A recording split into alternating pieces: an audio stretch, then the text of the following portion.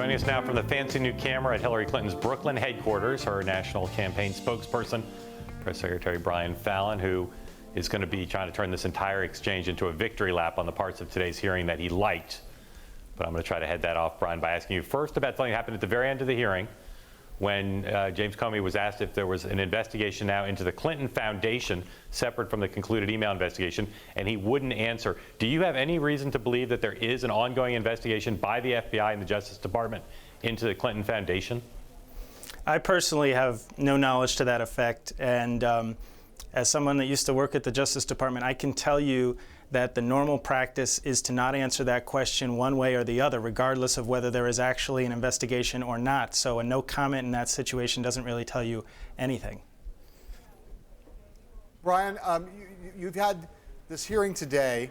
I know your view is that Republicans did themselves no good today and that this is probably a very good day for Hillary Clinton, because that would be what you say. But hearing Trey Gowdy have Director Comey go through all the places where he found, through their investigation, facts that he believes are at odds with what she said over the course of the year. How can that not be politically devastating to Hillary Clinton? Well, John, I thought that later on in the hearing, under further questioning, the director actually contextualized a lot of those answers and actually brought into alignment a lot of the statements that we heard from him at his press conference earlier this week, compared to the statements that Hillary Clinton has been making all along. So he affirmed, for instance, that is his belief that she set up this arrangement as a matter of convenience. He completely disputed the idea that there was any analogy to be drawn between her situation and David Petraeus or former FBI CIA Director John Deutsch. He explained that even though he had previously said a few days ago that there appeared to be some emails that had markings on them, that those documents were improperly marked, and that even somebody who is well steeped in classification rules might look at that document and not judge it to be classified. So on one point after another, I felt like he actually fleshed out some of his points from the other day, and a lot of the apparent contradictions between what he said at that press conference and what Hillary Clinton has been saying all along were actually squared.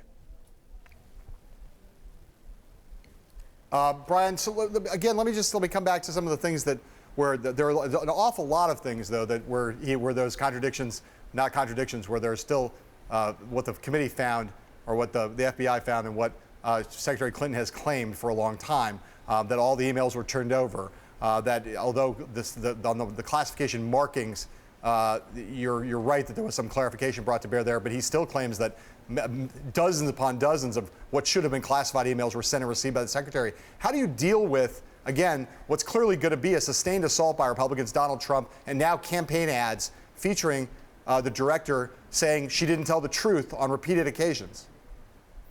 Well, actually, I think that what is going to linger in the mind most in terms of the voters is the bottom line decision that the FBI reached, which was that there was no willful intent to commit any wrongdoing here, and as a result, the case is closed with no further charges. I think that's what matters here. I think that the discussion of this issue for the last several months has been animated by the fact that there's been an ongoing Justice Department review, and it's been that prospect, that unknown potential about what may come of that review that has sort of enlivened the discussion of this. So now that that is taken off the table, I think that a lot of this now is reduced to a partisan back and forth. And I think that the hearing today actually blew up on the Republicans. I think in general, if a couple of days ago, Director Comey put the emphasis on all the areas where he wished Hillary Clinton would have acted differently, I thought today, because of the way that the Republicans conducted the hearing, he actually was in the position of having to justify and defend his position about not going forward with the case. And as a result, we got a lot of positive information here that backed up a lot of what we've been saying for several months. So I really think